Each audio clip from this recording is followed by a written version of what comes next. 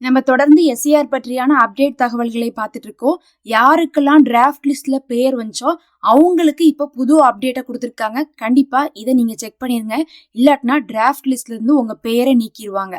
நம்ம ஏற்கனவே சொல்லியிருந்தோம், டிராஃப்ட் லிஸ்ட் அப்படிங்கிறது வந்து பாத்தீங்கன்னா 6.5 கோடி பேர் ஃபார்ம் கொடுத்தோம்ல. நம்ம அந்த 6.5 கோடி பேர்த்துல 5.5 கோடி பேர்த்த வந்து டிராஃப்ட் லிஸ்ட்ல கொண்டு வந்துட்டாங்க.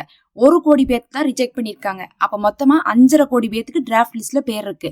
பெரும்பாலும் இதை பாக்குற எல்லாருமே டிராஃப்ட் லிஸ்ட்ல பேர் இருக்கிறவங்களா தான் இருப்பீங்க. ஒண்ணு.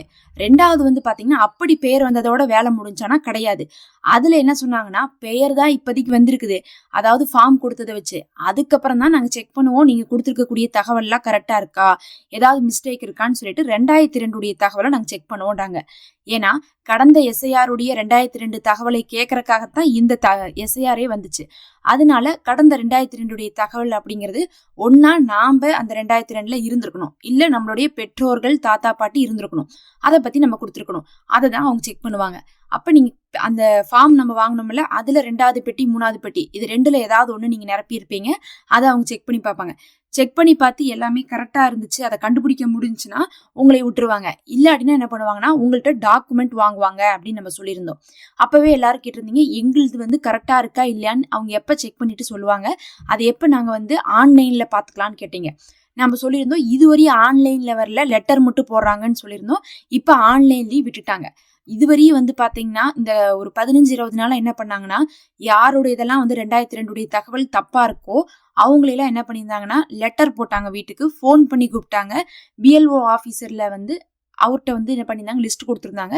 அந்த லிஸ்ட்டை வாங்கி பார்த்துட்டு நாம என்ன பண்ணிடலாம், ப்ரூஃப் சப்மிட் பண்ற மாதிரி இருந்துச்சு. இருந்தாலும் எல்லாரும் வந்து பாத்தீங்கன்னா அதே இடத்துல இருக்க மாட்டாங்க. அதனால என்ன பண்ணிட்டு இருந்தாங்கன்னா, ஆன்லைன் கேட்டுட்டு இருந்தீங்க. இப்ப ஆன்லைன்ல விட்டுருக்காங்க. நீங்க ஆன்லைன்லயே போய் உங்களுடைய ஓட்டர் ஐடி கார்டை டைப் பண்ணி பார்த்தீங்கன்னாவே உங்களுடைய 2002 தகவல் கரெக்டா இருந்துச்சா இல்லையா, உங்களுக்கு டாக்குமெண்ட் சப்மிட் பண்ணணுமா பண்ண வேண்டாமான்னு அவங்க சொல்லிடுவாங்க. அதை கொடுத்து பார்த்தோன்னுமே சப்மிட் பண்ணணும்னு சொன்னா அந்த இடத்துலயே நீங்க என்ன பண்ணலாம், ஆன்லைன்லயே சப்மிட் பண்ணிக்கலாம். சப்மிட் பண்ண வேணாம்னு சொன்னா அவ்வளவுதான், நல்லதா போச்சு, நமக்கு வேலை இல்லைன்னு சொல்லிட்டு வெளியே வந்துடலாம். இப்ப அது எப்படின்னு சொல்லிட்டு பார்க்கலாம். நார்மலா வந்து பாத்தீங்கன்னா, ஓட்டர்ஸ்க்கு இருக்கக்கூடிய இந்த ECI.net இருக்குல்ல, அந்த வெப்சைட்குள்ளே போங்க.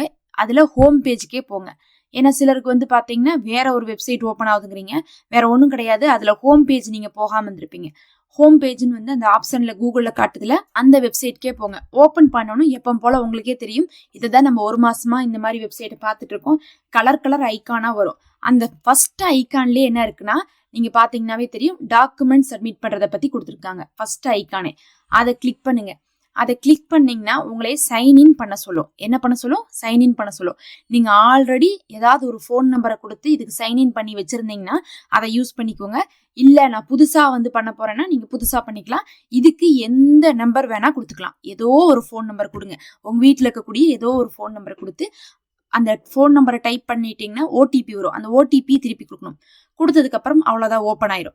இப்போ உள்ள போனோம்னும் நம்மள்ட்ட என்ன கேட்கும்னா, நாம டாக்குமெண்ட் கொடுக்கணுமா கொடுக்க கூடாதான்னு எதை வச்சு செக் பண்ணணும்னா, நம்மளுடைய ஓட்டர் ஐடி கார்டுடைய நம்பர் வச்சுதான் செக் பண்ணும். அங்க கேட்கறதே வந்து எபிக் நம்பரை டைப் பண்ணு அப்படின்னு சொல்லும். நாம எபிக் நம்பரை டைப் பண்ணோம். எபிக் நம்பர் அப்படிங்கிறது நம்மளுடைய ஓட்டர் ஐடி கார்டுல இருக்கக்கூடிய நம்பரு. இப்ப இருக்கக்கூடிய நம்பரை டைப் பண்ணுங்க. நம்பர் யாருக்கும் மாறல எஸ்ஐஆர் மூலமாக. அதனால நம்பரை டைப் பண்ணுங்க. டைப் பண்ண உடனே பக்கத்தால என்ன சொல்லுனா, நான் உங்களுக்கு ஒரு ஓடிபி அனுப்புறேன்னு சொல்லும். இந்த ஓடிபி யாருக்கு வரும்னு வந்து பாத்தீங்கன்னா, யாரெல்லாம் ஓட்டர் ஐடி கார்டுல ஆல்ரெடி ஃபோன் நம்பரை லிங்க் பண்ணியிருக்கீங்களோ அவங்களுக்கு தான் வரும்.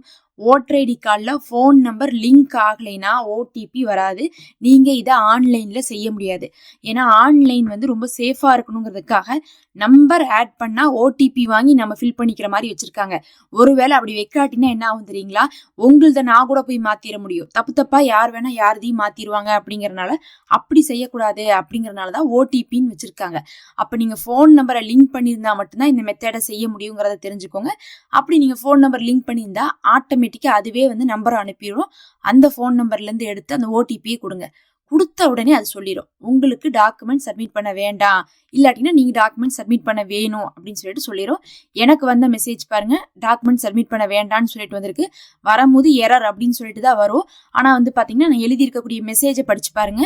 அதுல வந்து சொல்லியிருக்கோம், இதுவரையும் கவர்மெண்ட் உங்கள்கிட்ட எந்த டாக்குமெண்ட்டும் கேட்கல அப்படிங்கறதை தெளிவா அது சொல்லியிருக்கோம். அவ்வளவுதான், என்னுடைய வேலை முடிஞ்சிருச்சு.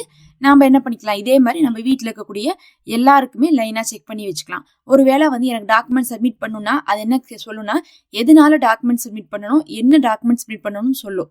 அப்ப நீங்க அந்த டாக்குமெண்ட்டை போட்டோ எடுத்து அப்லோட் பண்ணிக்கணும். அவ்வளவுதான் வேலை. இப்படிதான் வந்து பாத்தீங்கன்னா பார்க்கணும். சப்போஸ் இதை நம்ம செய்யாட்டினா என்ன ஆகுதுன்னா, டிராஃப்ட் லிஸ்ட்ல இருந்து நம்மளுடைய பெயர்களை மறுபடியும் நீக்கிறாங்க. ஏன்னா இப்போதைக்கு டிராஃப்ட் லிஸ்ட்ல வந்திருக்கிறதெல்லாம் முதல் கட்டமா ஃபார்ம் கொடுத்தவங்க தான். ஆனா இதை வந்து முடிக்காதவங்கள நீக்கிறாங்க. இதை நம்ம போய் செக் பண்ணும் போது எல்லாருமே 5.5 கோடி பேர் செக் பண்ணோம். ஆனா அவங்க கொடுத்துருக்கிறது 10 லட்சம் பேர்த்திட்ட மட்டும் தான் வாங்குறாங்க. அந்த 10 லட்சம் யாரு அப்படின்னு தெரிஞ்சுக்கிறதுக்காக தான் நம்ம செக் பண்ண போறோம். அந்த 10 லட்சம் பேர் மட்டும்தான் அப்லோட் பண்ணுவாங்க டாக்குமெண்ட்டை. மிச்சவங்கள பார்த்துட்டு வெளியே வந்துருவோம். இது உங்களுக்கு புரிஞ்சிருக்கும்னு நினைக்கிறேன். ட்ரை பண்ணி பாருங்க.